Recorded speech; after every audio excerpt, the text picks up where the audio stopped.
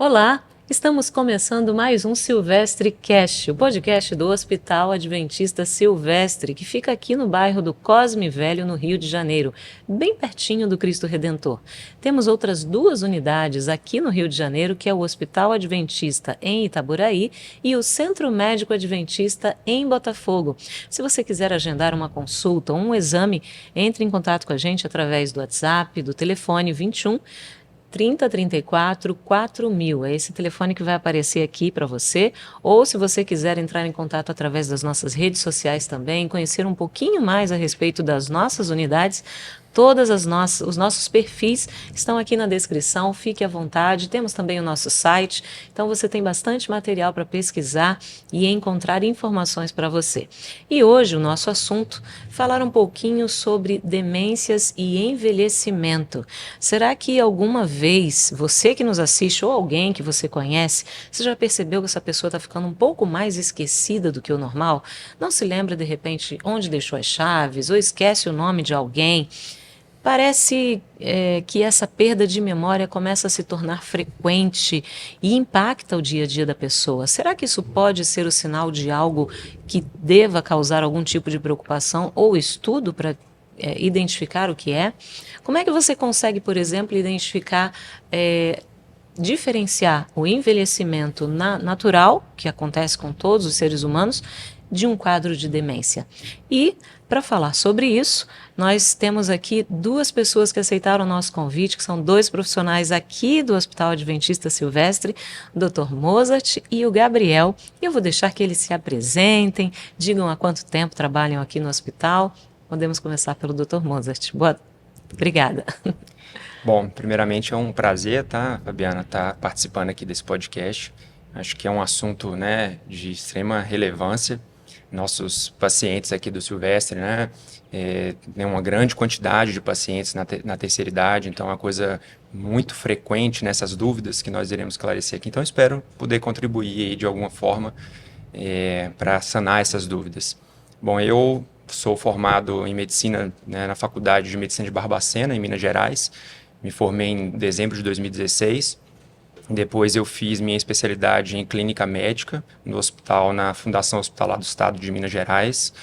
Terminei essa residência em 2021 e em seguida eu iniciei minha residência aqui no Hospital Adventista Silvestre em geriatria, né? E terminei essa residência em fevereiro do ano passado, 2024, e agora venho atuando, né, em consultório aqui no hospital também, como médico geriatra. Então, espero aí poder trazer um pouquinho dessa minha pequena experiência na área hoje aqui. Muito obrigada.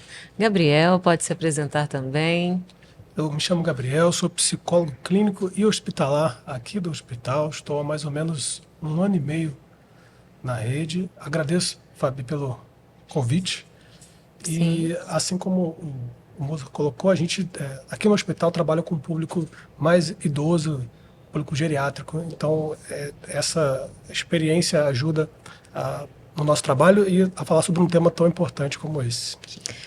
Eu acredito que essa seja uma doença que acaba acometendo mais as pessoas de idade, né? Eu não ouvi falar de, por exemplo, uma criança que teve demência, como a gente tem hoje, por exemplo, depressão e ansiedade em crianças, mas no caso das demências isso não acontece, tá certo? Sim, a demência, né, as demências de uma forma geral, elas aumentam a prevalência com a idade, tá? Então, aí estamos falando, não é que não exista, né, mas existem demências precoces ali, falando em pacientes adultos, tá? Uhum.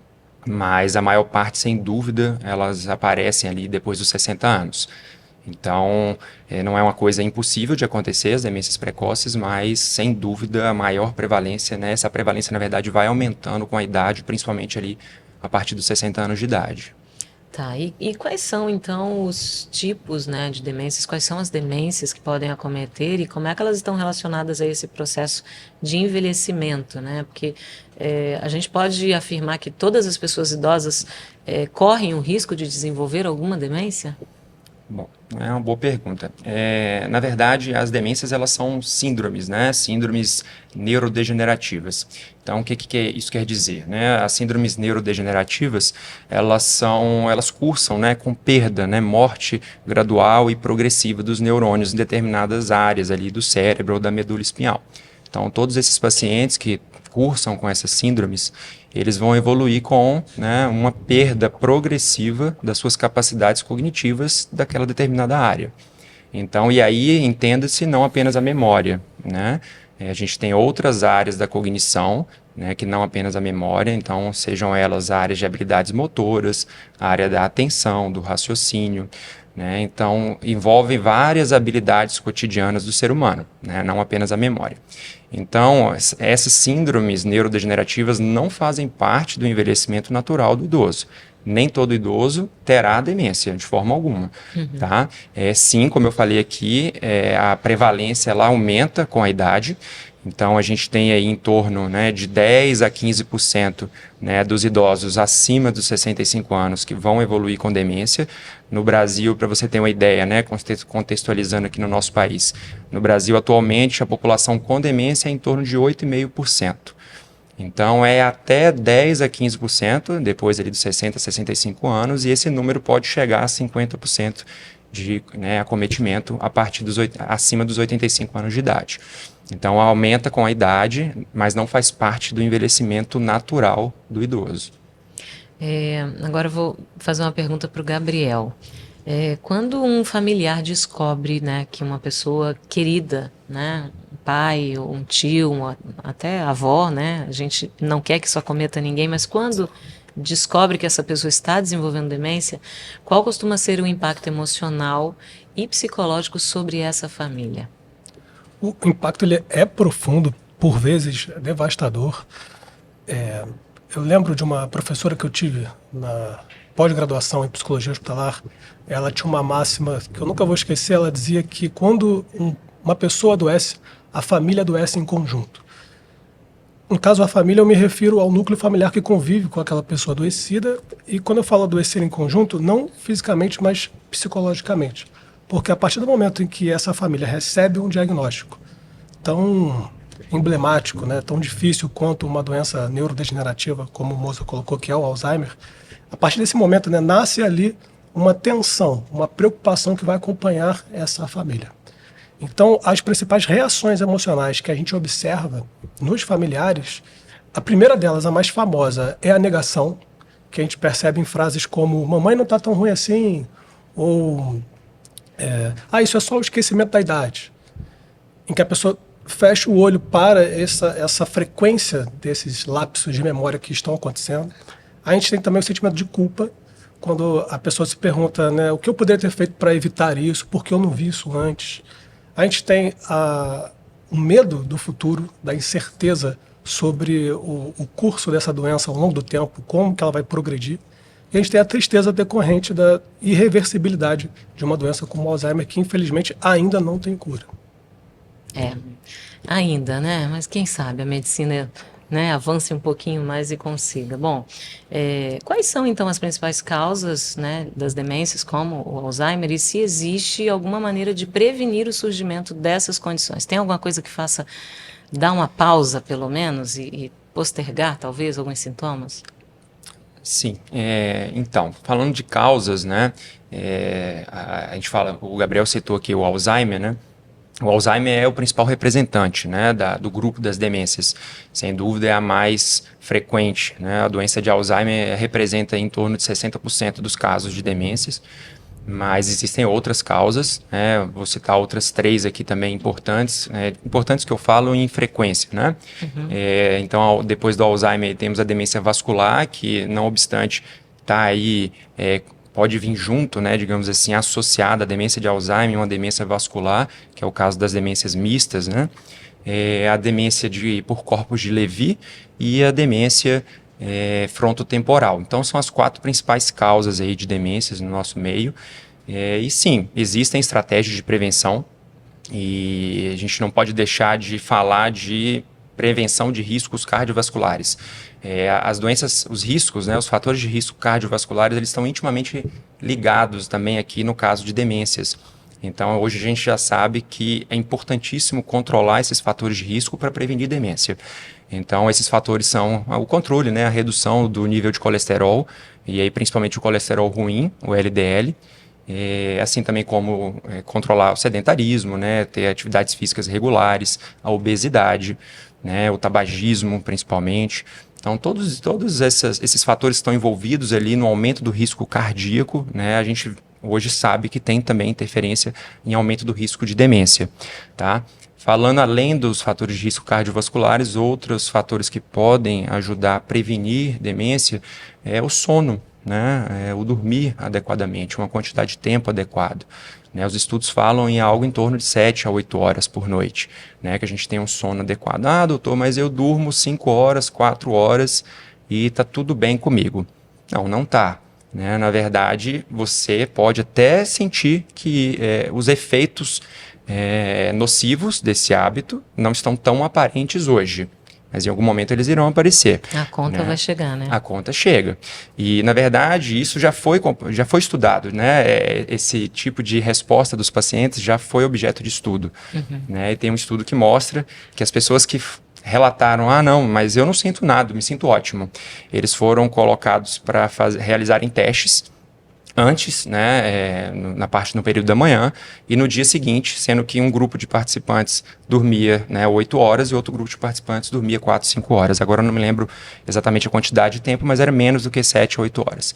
E eles mostravam que o grupo que dormiu, né, melhor, ou esse mesmo grupo, quando dormia melhor, você saía melhor nos testes cognitivos.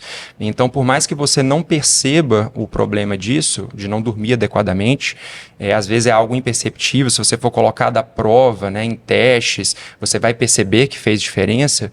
Né, ele é altamente, né, tem alta relação, né, com o desenvolvimento de declínio cognitivo. Então, o dormir adequadamente é muito importante. E manejo de estresse, né, de uma forma geral. E aí o manejo de estresse entra em várias coisas, né, no ambiente de trabalho, no ambiente familiar, seja também no tratamento de transtornos mentais, né, que isso também diminui, né, obviamente, o estresse, tratar depressão, ansiedade. Então, tudo isso aqui são alguns fatores que podem prevenir o surgimento, independente da causa aí das demências. Tá? E tem essa coisa de... tem muita gente que fala, estimula, de repente, a aprender algo novo, uma nova língua, um novo ofício, fazer palavras cruzadas. Esse tipo de coisa ajuda também ou não tanto? Com certeza, né? Um outro fator aí que me passou batido aqui, mas de extrema importância, né? A construção aí é o estímulo cognitivo constante ou a construção de reserva cognitiva, né? Então isso sim é um grande fator protetor, tá? Então, inclusive, nos estudos mostram a correlação entre baixa escolaridade e o desenvolvimento de demências. Então, locais em que há um nível socioeconômico mais baixo, baixa escolaridade, né, um maior, né, surgimento ali, uma maior prevalência das demências. E aí o contrário é um fator protetor, né? Me parece ser um fator protetor. Então, você está sempre aprendendo assuntos novos, né, engajado em causas novas, por leitura também, né, leitura frequente. Cursos, então, né? Hoje a gente tem tanto acesso, né? E acho que acho que todo mundo concorda, né, que não existe mais ser humano que não tenha um celular na mão, né? Exato. E quem tem acesso a um celular e tem a internet, né, tem um mundo de opções ali, boas e ruins, né? Sim. E você pode escolher as boas, você tem cursos gratuitos, você tem um monte de coisa que pode aprender, né? Falando de cursos, um muito, muito bom são cursos de linguagem, idiomas. O aprendizado de idiomas é uma coisa que estimula muito a cognição. Então, aí está aí um curso, né, uma ideia muito boa para cursos. Né? Talvez isso não seja possível, mas existem outros, né, de estimulação cognitiva, até de jogos, até de coisas mais de entretenimento que estimulam também a nossa cognição. Então, o que não falta são cursos. É, Né? e tem essa coisa também, né, de, por exemplo, a música, dirigir, usa sempre os dois lados do cérebro, né, porque tem coisas que a gente faz que usa um lado só, eu não sei dizer aqui quais são elas, né, mas eu acho que línguas também está Exatamente. nesse pacote, né, usa os dois lados do cérebro e aí vai ajudar a desenvolver mais. Exato. Agora vamos falar um pouquinho sobre os cuidadores, né? Eu acho que cuidadores, a maioria deles, talvez, não tenho uma estatística aqui para falar sobre isso, mas muitos relatam exaustão física e emocional. Como é que essas pessoas podem cuidar de si mesmos enquanto cuidam de um ente querido com demência, por exemplo? Porque às vezes a pessoa não tem condições de pagar por alguém, né, um profissional ali, tem que ser a pessoa mesmo. Sim. E isso acontece, por exemplo, muito com pais, né, de autistas ou crianças com alguma síndrome que passam por essa situação de exaustão física e mental, né, e emocional e assim, como é que esses cuidadores podem fazer para cuidar deles mesmos também? Sim, até as famílias que têm a possibilidade de contar com um cuidador, sempre algum membro da família vai supervisionar esses cuidados. E às vezes o cuidador está ali durante o dia, mas não está no final de semana, não está durante a noite. Então a família também se envolve, né? O cuidador muitas vezes se mistura com a figura do familiar de referência, que é quem está ali orquestrando essa organização dos cuidados. E assim, a exaustão física e emocional que você colocou, eu diria que ela é quase inevitável. A maioria esmagadora das famílias que eu atendo aqui no hospital, elas relatam, elas trazem essa queixa da exaustão. Então, assim, é algo que é difícil de evitar, mas é possível minimizar, é possível reduzir. E aí, através do autocuidado. Como que a gente pode praticar esse autocuidado? Em primeiro lugar, pedir ajuda. Você pensa, mas para pedir ajuda, você precisa primeiro aceitar que precisa de ajuda. Então, entender que você não vai dar conta de tudo sozinho. E acionar a sua rede de apoio, acionar a sua família. Então, conversar com a família, não apenas desabafar, mas distribuir tarefas, distribuir responsabilidades. Além disso, participar de grupos de apoio, compartilhar experiências com outras pessoas que estão passando por situações semelhantes. Isso é uma forma de você ter um alívio emocional e também obter dicas práticas de coisas que você não pensou e que podem. Vou dar um exemplo aqui, corriqueiro do dia a dia. Você conversando com outros cuidadores, você pode descobrir qual é a melhor marca de pomada para determinadas assaduras, ou você pode descobrir onde que tem o melhor preço da fralda geriátrica específica. Enfim, né, são dicas que escapam, mas que são importantes, que fazem parte. Compartilhamento, né, das experiências, né? Exatamente.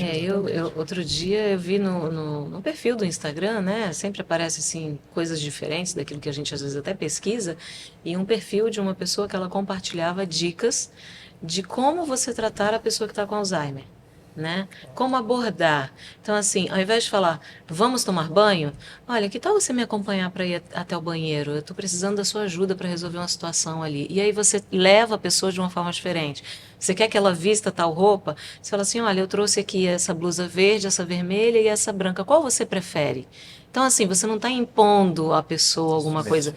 Então, assim, eu achei bem interessante, sabe? E é um perfil de alguém que traz sempre dicas. Então, hoje, né, voltando a essa questão da internet, até as redes sociais, a gente tem muita coisa boa que dá para aproveitar ali, né? Com Até certeza. nesse caso de sugestão para quem é cuidador e tudo mais, né? De saber lidar ali com essas situações.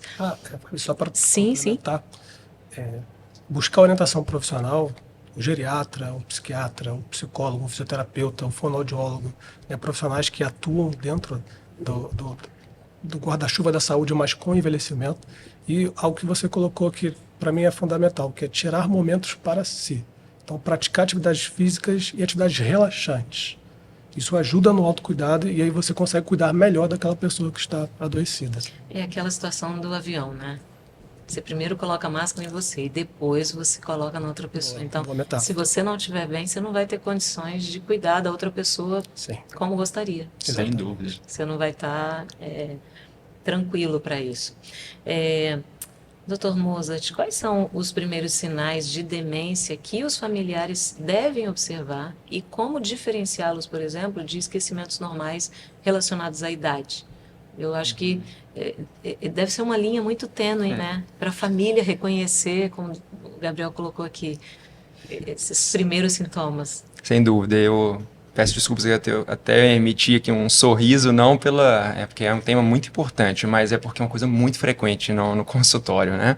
Eu acho que uma das principais causas, né, pelo menos eu estou falando aqui da minha experiência, né, no meu consultório atualmente, são pessoas que procuram o geriatra por queixas, né, de esquecimento, né? Ou porque eu estou mais esquecida, ou eu estou mais esquecido, e aí a preocupação, né, de estar desenvolvendo demência. Então, de fato, acho que o fator aqui, digamos, o elemento chave para diferenciar esses esquecimentos é você conseguir, na anamnese, ali, na conversa com o paciente, determinar se aqueles esquecimentos eles impactam, né, na vida, na funcionalidade, né, na forma daquele paciente funcionar no dia a dia, nas suas habilidades cotidianas.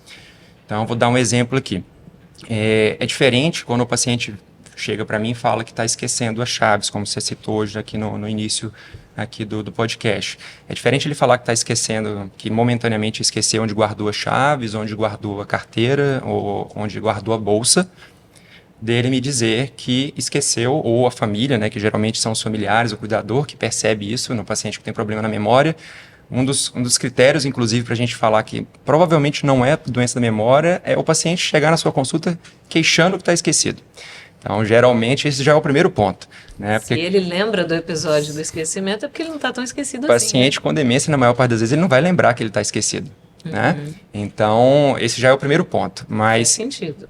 Exatamente. Então, além disso, né, acho que o ponto preponderante aqui é que se aquilo interfere. Então, uma coisa é você esquecer a chave momentaneamente e depois recuperar essa informação, né? Ou seja, com uma dica, ou seu marido, ou sua esposa, depois te lembrou, não, ontem você fez tal e tal coisa, aí você refaz o caminho e lembra onde guardou a chave.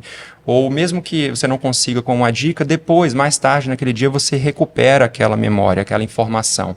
Então, o fato de recuperar aquilo ali, né, ou ter um insight, a percepção de que você está esquecido, já são dois fatores que falam contra, né, o esquecimento anormal, digamos assim, né, sugestivo de demência. Né? É diferente da pessoa, por exemplo, pegar uma chave e não saber para que funciona a chave. Né?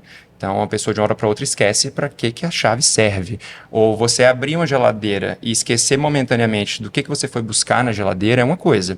Agora, você não saber o que guarda mais na geladeira e começar a passar, por exemplo, a guardar um queijo ou um leite no armário, é completamente diferente. Agora sou eu que tô rindo, porque de vez em quando eu tô em casa e eu abro a geladeira e falo, esqueci. Aí eu volto lá, lembrei. Aí volto na geladeira e pego. Exatamente.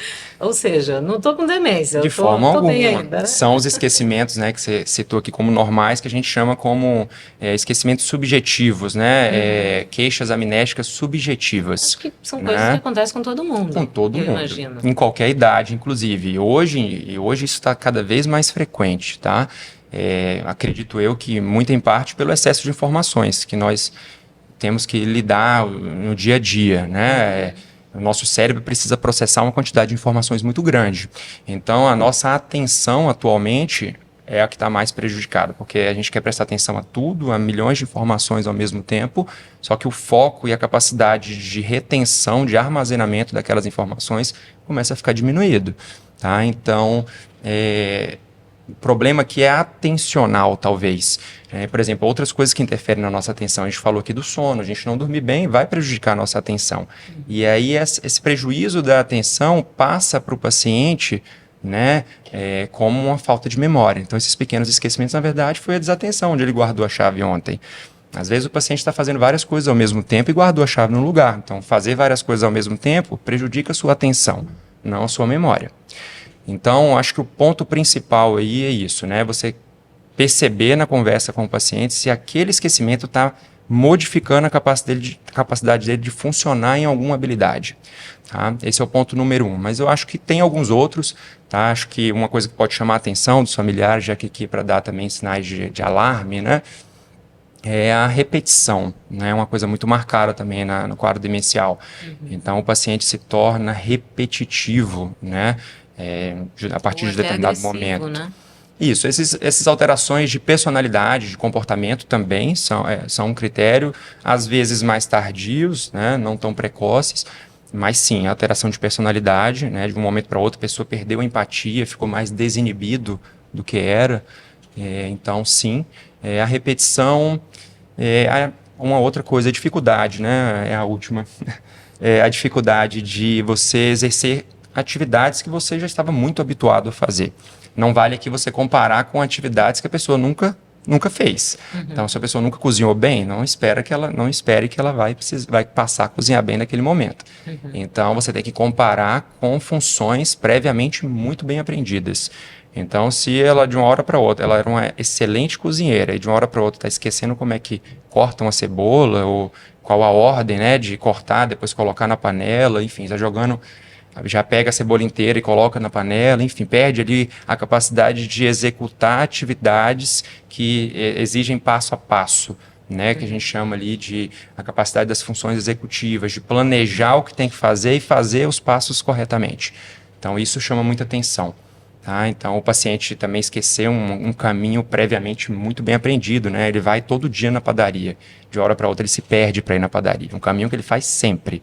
Né? É diferente você esquecer o nome de uma pessoa que você conheceu essa semana. Né? E, às vezes, vai esquecer mesmo. Isso é normal. Você não pode esquecer, você não pode deixar de reconhecer os seus familiares, as pessoas do seu convívio. Isso chama atenção. A gente falou aqui um pouquinho, né, desses comportamentos até, episódios de agressão, de confusão e esse esquecimento, né, frequente.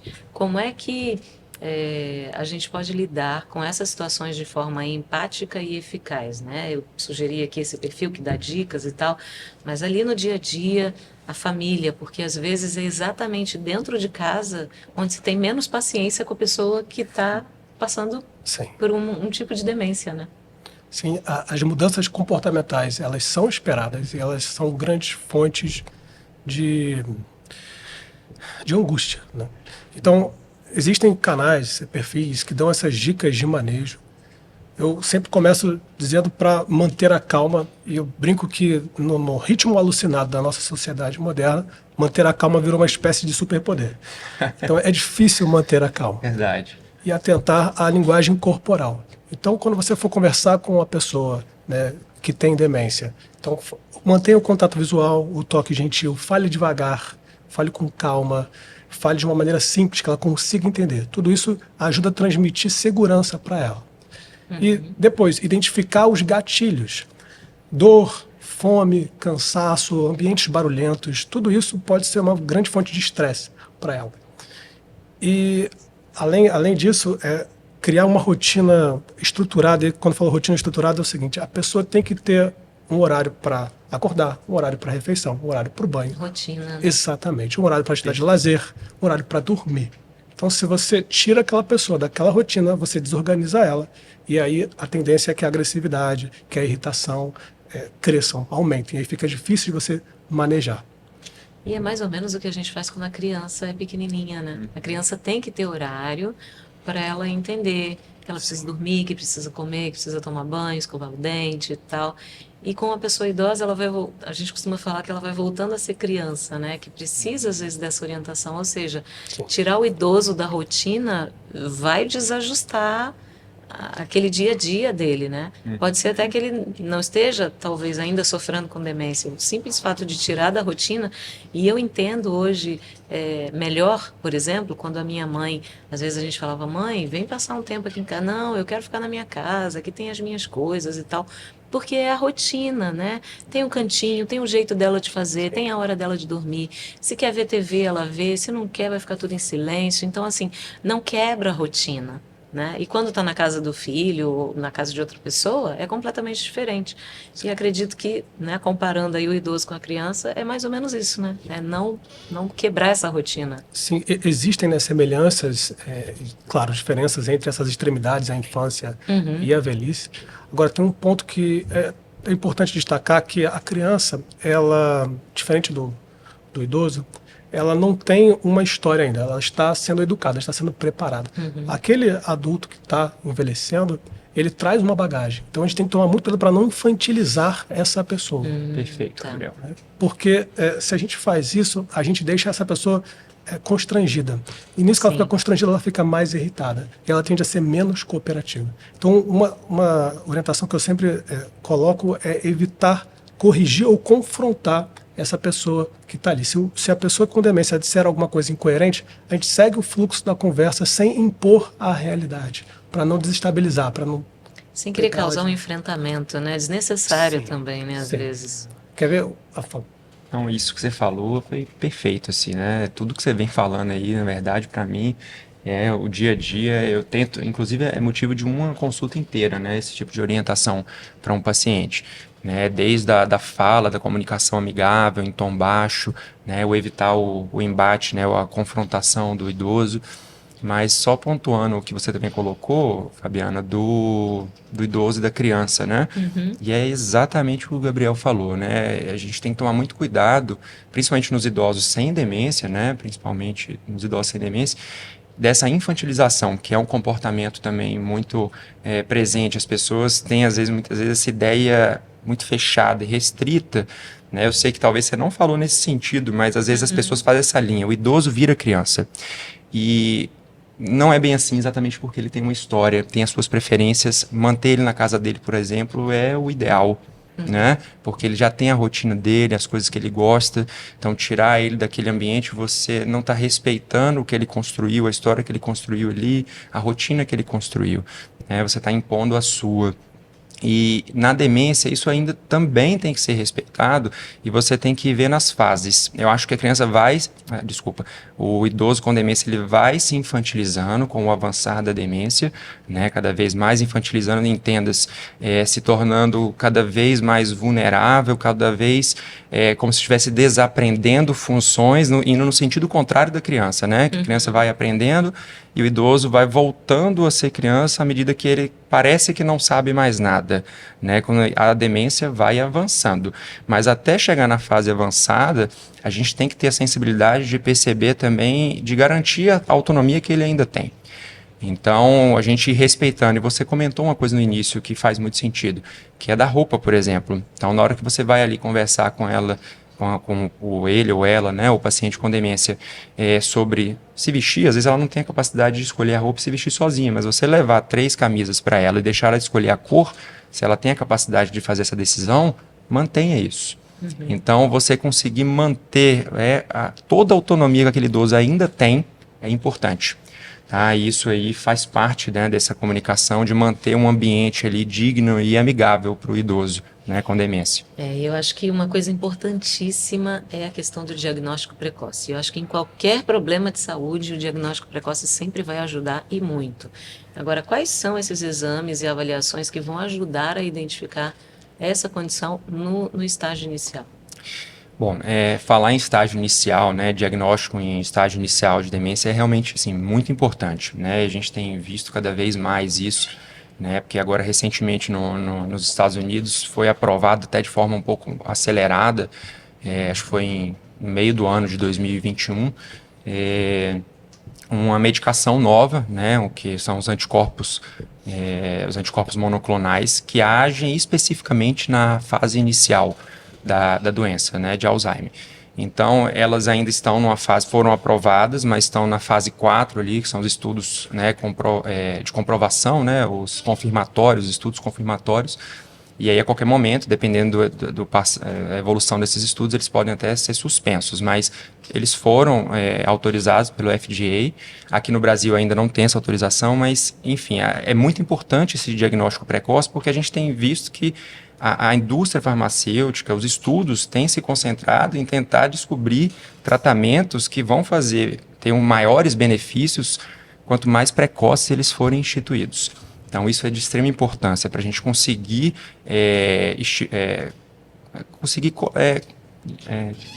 me fugiu a palavra agora, para a gente conseguir instituir, né, a terapêutica no momento mais precoce possível.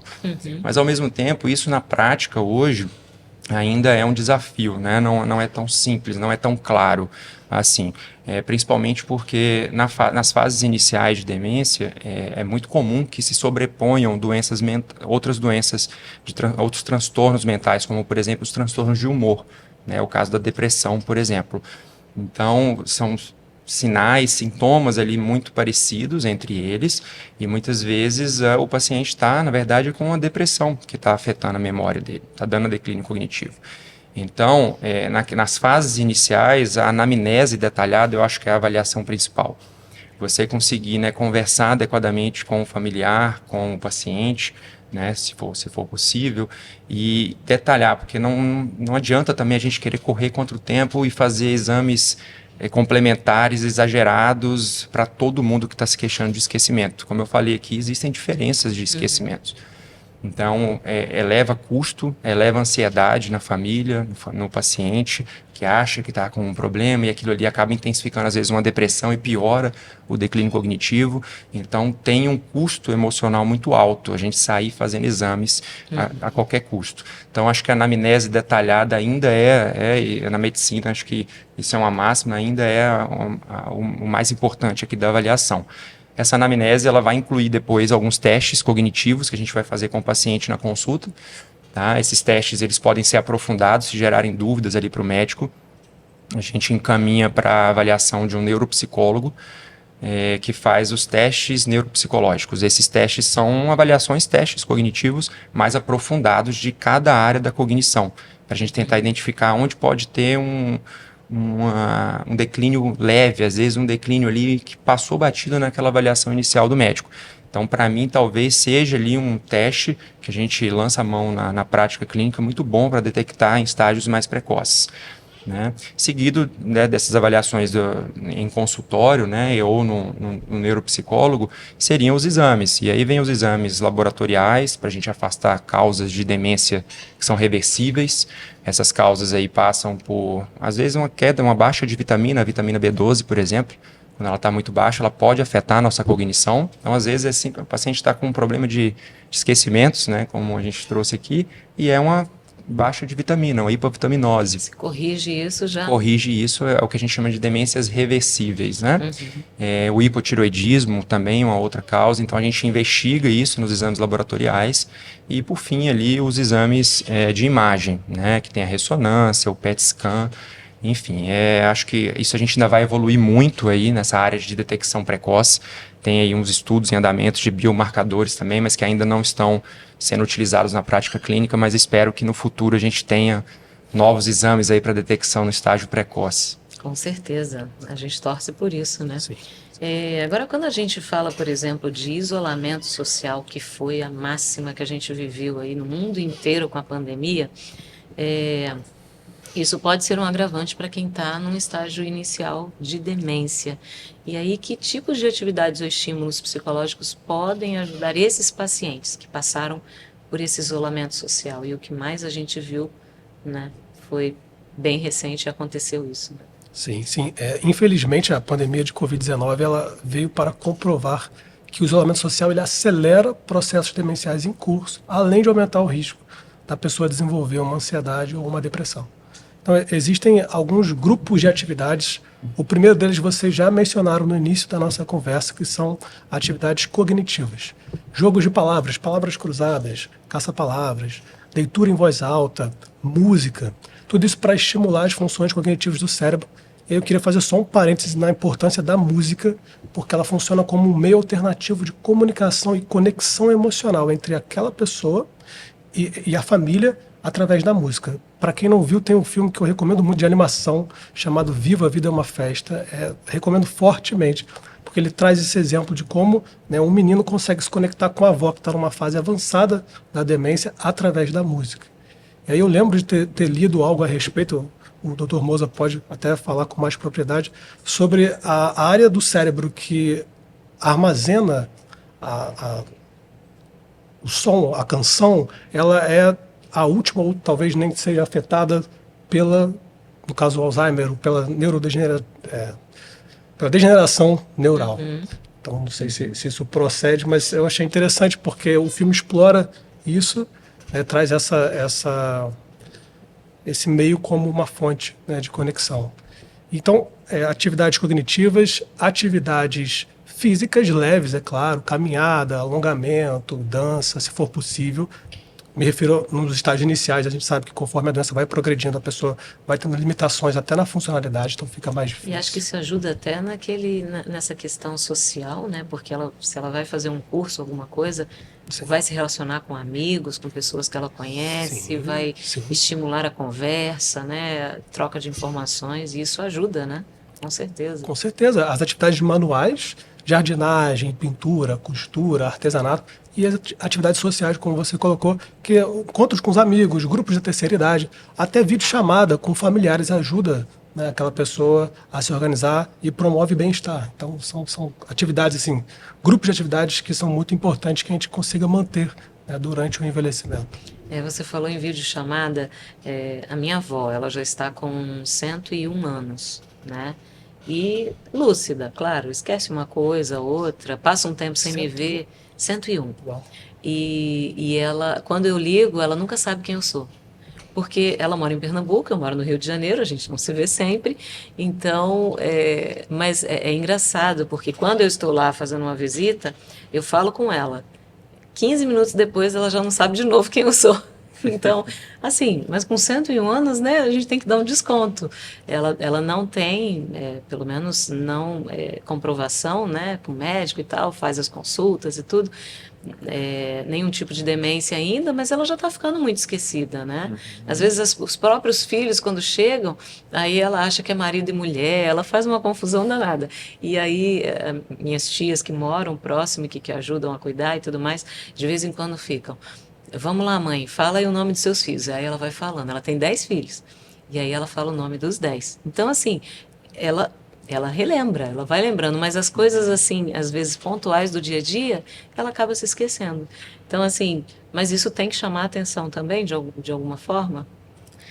Sim, eu acho que aí a gente teria que diferenciar, né? Igual você falou, você hoje é uma familiar um pouco mais distante, Sim. né?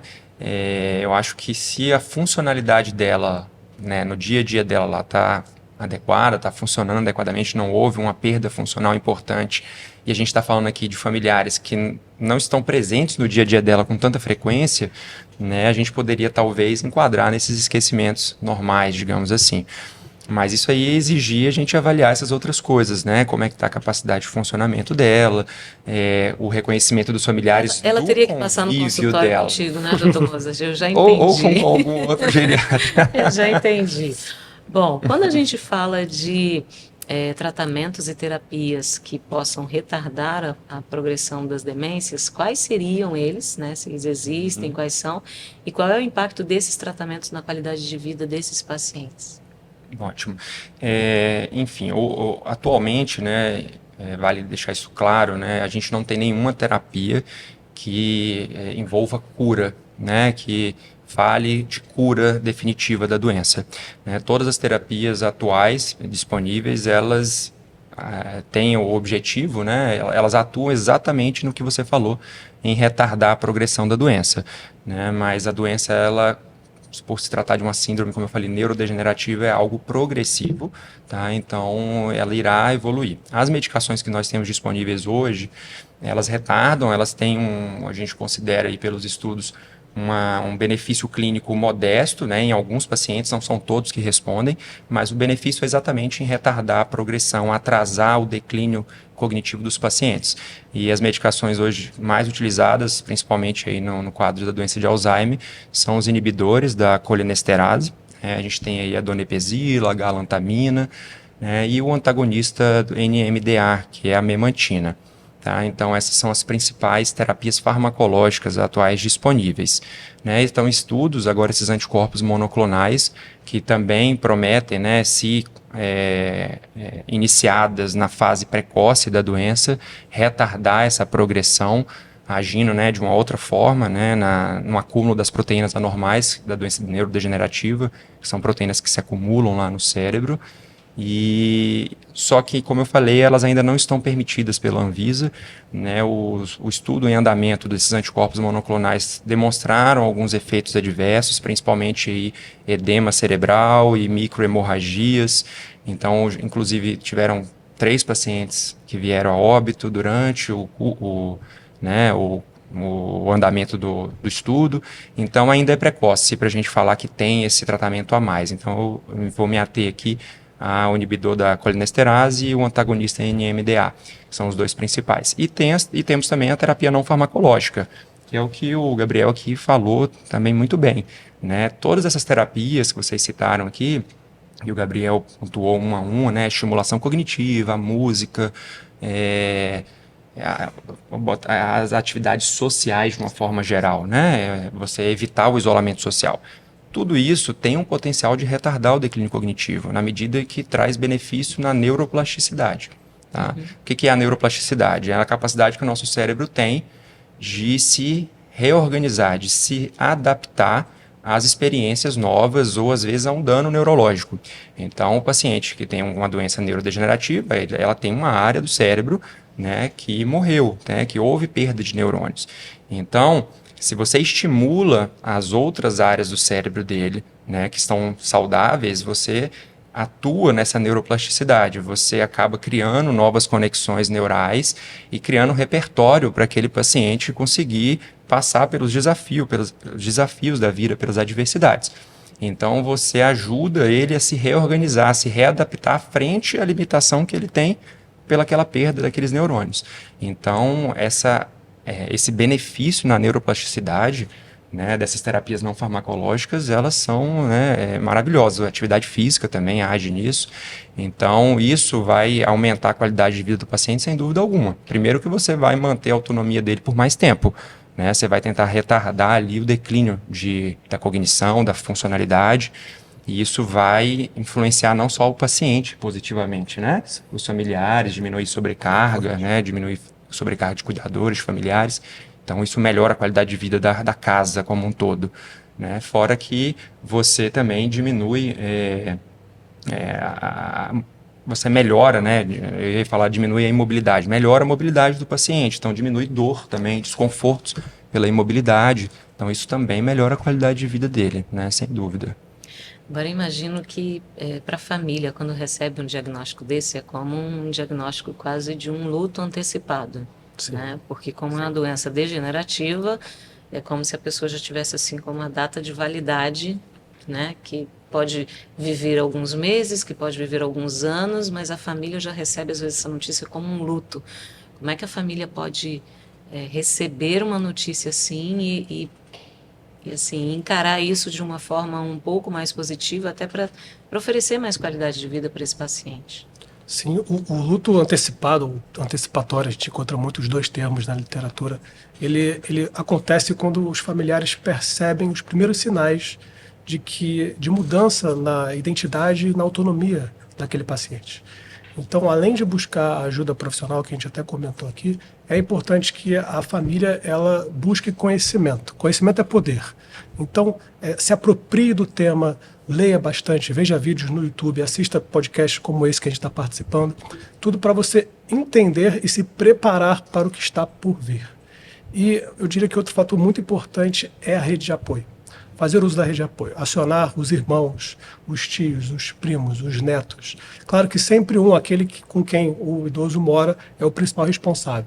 Mas ele não precisa ser o único. Então tem que ter essa divisão de tarefas, tem que ter essa conversa, compartilhar impressões, opiniões, fazer pequenos ajustes na rotina, ver aquilo que funciona, aquilo que não funciona. São formas de você lidar com o luto antecipatório, que, claro, a tendência é com o tempo, né, que isso vá piorando, mas sabendo que é difícil se deparar com a finitude humana, é difícil, né, ela não vem só através das doenças demenciais, mas o próprio envelhecimento em si. Uhum. Né, a gente percebe que o nosso tempo já não é mais o mesmo. Então, buscar apoio e conhecimento, isso é o mais importante. Agora, a gente sabe que existem recursos, né, de apoio psicológico e de terapia em grupo disponíveis para cuidadores com demência. Como é que essas pessoas podem buscar essa ajuda, né, para essa situação específica, né? Você recebeu aquela notícia, você está passando por esse luto antecipatório. Sim. E aí você precisa se fortalecer, né, para poder dar suporte para essa pessoa. Então, assim, existem grupos para isso e como é que essa pessoa pode buscar esse tipo de ajuda? Existem, sim, grupos de apoio para cuidadores. Eu recomendo procurar grupos oficiais na Associação Brasileira de Alzheimer. Existem algumas indicações. Também temos plataformas online e redes sociais. Então, existem fóruns de discussão, comunidades, tanto no Facebook quanto no WhatsApp, onde você pode trocar essa informação, essa vivência com outras pessoas. E, sem querer puxar a sardinha para o meu lado, mas a psicoterapia individual também é uma fonte, é um recurso onde a pessoa vai poder trabalhar, o cuidador, né, trabalhar as próprias emoções diante do envelhecimento, né, da degeneração cognitiva da pessoa demenciada. Como que ela lida, como que ela enfrenta cada etapa que está por vir. Então, esse cuidador ele tem que cuidar dele, como a gente falou no início, mas também tem que buscar informação para saber como lidar com essa situação nova, né, de repente, ali dentro daquele círculo familiar, né? Bom, a gente tem aqui muitas outras perguntas ainda e eu tô vendo que o nosso tempo está correndo. Vamos ver aqui, eu vou ter que escolher algumas aqui, tá? Doutor Mozart, quais são as principais dificuldades enfrentadas pelos cuidadores e familiares na convivência com um idoso que sofre com demência? Bom, eu acho que essa pergunta, inclusive, a gente acabou debatendo aqui ao longo Falou bastante, Falamos né? bastante, mas eu acho que o Gabriel já falou assim bastante com detalhes, mas eu acho que ele tem até mais experiência nisso, porque acaba que a gente precisa dessa equipe multidisciplinar nesse cuidado desse paciente, né? Não existe cuidado de idosos, muito menos de pacientes idosos com demência, sem uma equipe multidisciplinar, né? O braço do médico ou o braço do psicólogo não é o suficiente para abraçar todas as demandas. Mas uma das coisas que a gente mais vê no consultório médico em relação aos principais desafios aí, eu acho, para os familiares que lidam com o paciente com demência avançada, é a sobrecarga física e emocional, né? Talvez esse conjunto, né, de sobrecarga aí do cuidador e do familiar. Que a gente está falando de uma pessoa que, além de ser vulnerável, não só pela idade, é altamente vulnerável pela doença que ela tem. Então, ela se torna incapaz de tomar decisões por si só, né? Então, acaba que ela passa a enfrentar um mundo que passa a ser perigoso para ela se você não tem uma supervisão. Né? Então, necessita de uma supervisão 24 horas. E você supervisionar 24 horas uma pessoa que acaba perdendo, né, o discernimento, né, muitas vezes vai te confrontar ou você quer fazer uma coisa e aquela pessoa não quer. Então isso vai desgastando, né, muitas vezes o cuidador, o acompanhante. Fora quando isso se torna mais avançado e a pessoa perde a capacidade de ter a higiene básica, né, de tomar um banho, de ir ao banheiro sozinho, de se alimentar, de se vestir. Então isso demanda muito, né? Então o desgaste físico eu acho que é o ponto número 1 aqui, junto com o emocional, né? Obviamente. E depois, mas não menos importante, o custo financeiro. Eu acho que a parte financeira é uma coisa também que os familiares trazem muito nas consultas, né? O custo com o paciente com demência avançada ele se torna muito alto, né? Pela necessidade de supervisão, né? 24 horas, e muitas vezes as famílias não têm condições. É porque não é só o cuidador, né? São essa equipe Uma equipe multidisciplinar, multi. né? Para cuidar dessa pessoa em todos os aspectos. Fisioterapeuta, né? E a gente tem alguns fatores, né, como estímulo cognitivo e interação social, que são recomendados para prevenir demências, né? Qual é o papel dessas práticas para a saúde do cérebro dessa pessoa que a gente sabe que, de repente, ele já está com uma certa limitação, mas assim, o que ainda dá para fazer para melhorar a qualidade de vida? Isso, a gente entra naquela área, o benefício maior é a neuroplasticidade, é você conseguir utilizar o que aquele idoso tem de autonomia, o que ele tem ali para fazer ele se reorganizar, se readaptar às limitações dele, né? O terapeuta ocupacional aí ajuda bastante também, a estimulação cognitiva para você tentar estimular áreas do cérebro que ainda estão fazendo boas conexões. Então, criar um repertório ali no idoso e tentar manter, prolongar o máximo possível a autonomia dele em determinadas áreas. Então, eu acho que é o benefício dessa neuroplasticidade, sem dúvida nenhuma. Enfim, eu acho que, não sei se você complementaria, eu acho que essa parte de estimulação cognitiva age muito nisso, né? Eu acho que a gente poderia falar também da importância da paciência e da empatia no cuidado desses idosos que enfrentam demência, né? Porque eu acho que é um exercício diário, né? Porque tem dia que a gente acorda irritado com a gente mesmo, não sabe nem por quê. Imagina como uma pessoa que de repente sua mãe ou seu pai ou um tio, alguém que você ama e você vê que essa pessoa está desaprendendo a fazer coisas que ela fazia com a maior naturalidade do mundo. Então, assim, como é que eles podem buscar essa ajuda, né, para eles, né, e assim, essa paciência, essa simpatia, como é que a gente desenvolve essas qualidades no dia a dia? Como você colocou, a paciência e a empatia, elas não são características inatas. Elas são qualidades que todos nós podemos e devemos desenvolver ao longo da vida. E para isso, a gente, até para facilitar relações interpessoais, mas para isso a gente precisa dos desafios diários do cotidiano.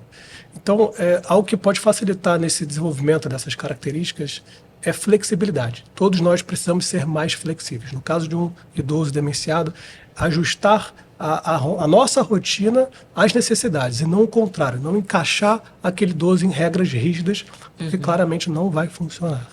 E outra coisa é lembrar que o comportamento daquela pessoa não é pessoal. Eu já ouvi muitos relatos, né, de que... Ele não está fazendo aquilo para implicar contigo, né? Exatamente. Tem gente que vê dessa forma. Quando o idoso ele se altera, quando ele se irrita, quando ele repete, não é uma afronta, não é um ataque à figura do cuidador. Isso é importante. Eu ouço essas frases, né? Não é má vontade, não é malcriação, não é falta de fé. Né? Aquela pessoa ela está passando, ela está enfrentando uma doença neurológica que não tem cura, então da qual ela não tem o menor controle. Exatamente. Então a gente vai ter que repetir isso para nós mesmos diversas vezes. Colar na parede, ficar lendo, né? Exatamente. Importante. Não pessoalizar esses distúrbios de comportamento. Eu acho que uma pergunta que eu passei aqui, talvez seja interessante, a gente tem outras condições, né? Como que outras condições de saúde, por exemplo, como hipertensão, diabetes, sedentarismo, acho que a gente falou isso também, mas vale a pena reforçar. Como é que isso pode aumentar o risco de demência para os idosos? Bom, essas doenças, né, elas fazem parte da própria definição ali de fatores de risco, né, para as demências de uma forma geral. E então o desenvolvimento, né, a coexistência dessas doenças ou o controle inadequado da pressão alta, do diabetes, né, elas aumentam o risco de demência. Então elas são fatores de risco. Então devemos acompanhar, né, os adultos, os idosos e tratar, né, de forma adequada a hipertensão, tratar de forma adequada os níveis glicêmicos, né, combater o tabagismo, combater o sedentarismo, estimular o exercício físico regular, porque isso você vai estar ajudando a prevenir ou pelo menos reduzir o risco daquela pessoa desenvolver demência. Tá? Então acho que essa é a relação entre essas doenças e a demência. Tá bom. Que mensagem, Dr. Mozart, você deixaria sobre a importância de cuidar da saúde do cérebro ao longo da vida? Né? E aí, com isso, eu acho que a gente tenta evitar, né? É claro que tem doenças que não tem como a gente evitar, né? Por mais que a gente faça ali tudo certinho, elas vão aparecer em algum momento, talvez. Mas qual é a importância, então, de cuidar da saúde do cérebro ao longo da vida? Acho que a mensagem aqui ela se direciona não apenas, né, aos pacientes aí da terceira idade, os idosos, né, mas para os adultos e principalmente para os jovens mesmo, né? Até porque o cérebro saudável, né, a saúde cerebral, o cérebro saudável, ele não se constrói da noite para o dia. É uma coisa que leva anos, é ao longo da vida que nós construímos um cérebro saudável. Então, todas as atitudes que nós adotamos hoje, né, de hábitos alimentares, de atividade física, de estimulação do que a gente está expondo no nosso cérebro, né, se a gente está estudando ou se a gente está só expondo o nosso cérebro à passagem de informações aleatórias. Então, isso vai, né, ter alguma influência na nossa saúde futura, principalmente a saúde cerebral. Então, entenda que todo esse sacrifício, né, que é mais um sacrifício que a vida adulta deveria, né, a gente deveria enfrentar como um sacrifício da vida adulta. A gente sabe que a gente precisa trabalhar, a gente nem sempre vai feliz da vida para o trabalho, mas a gente precisa trabalhar. E a atividade física, a alimentação adequada, elas deveriam ser, né, enfrentadas dessa forma. Então a gente precisa enxergar que são coisas que nós precisamos fazer se nós queremos ter uma boa saúde lá na frente. Então, todos esses hábitos vão ter aí a capacidade de influenciar na sua reserva cognitiva. E esses hábitos começam desde hoje. Agora, né? Agora. Gabriel, Que mensagens de apoio você deixaria para familiares e cuidadores que estão enfrentando esse desafio de conviver com alguém com alguma demência dentro de casa ou algum familiar e que precisa dar esse apoio? Então, deixa aí a sua mensagem também. Olha, a minha mensagem direcionada, né, para os cuidadores familiares é que se você está cuidando de alguém com demência, lembre-se que você também merece cuidado, né? De que pequenos gestos diários de carinho fazem a diferença. Então, mais do que se cobrar de fazer tudo certo, de fazer tudo, porque ninguém faz tudo, saiba que você que você tem que estar presente. Busque estar presente com amor, com amorosidade, né? Isso faz muita diferença. E, né, procure cuidar de você, claro, né? A gente falou isso, bateu nessa tecla do autocuidado desde o início do podcast. E tenha em mente de que é importante esse trabalho em equipe. Você não pode nem deve fazer tudo sozinho, né? E o cuidador, a figura do cuidador, do familiar, é fundamental na vida dessa pessoa. Então, saiba que você é importante na vida dessa pessoa e que você está fazendo o seu melhor. Mas não deixe de contar com ajuda, né? De pedir ajuda, né? De contar com toda a equipe de saúde. Foi o que eu comentei aqui. Às vezes o nosso braço não vai chegar em determinada demanda, mas somando-se os braços ali, a gente consegue abraçar boa parte das demandas do idoso. Né? Então é contar, é se cuidar e contar com o cuidado também da equipe, né, de saúde toda, que pode ajudar ela nesses desafios. E uma dose extra de paciência, né? Bastante. Acima de tudo. Sim. Fé em Deus e paciência. Olha, a gente agradece muito a presença de vocês aqui, tá? Foi realmente um bate-papo muito gostoso. A gente ficaria mais tempo, né? Se possível. Muito obrigada pela participação de vocês. E a gente agradece também a sua participação aqui conosco. Deixa aqui nos comentários se de repente você está passando por uma situação complicada ou se tem alguém na família e você tem alguma dúvida a respeito desse assunto, deixa aqui e dentro do possível a gente vai estar respondendo aí a sua dúvida, tá bom? Muito obrigada então pela sua participação conosco e a gente aguarda você no próximo Silvestre Cast. Até lá!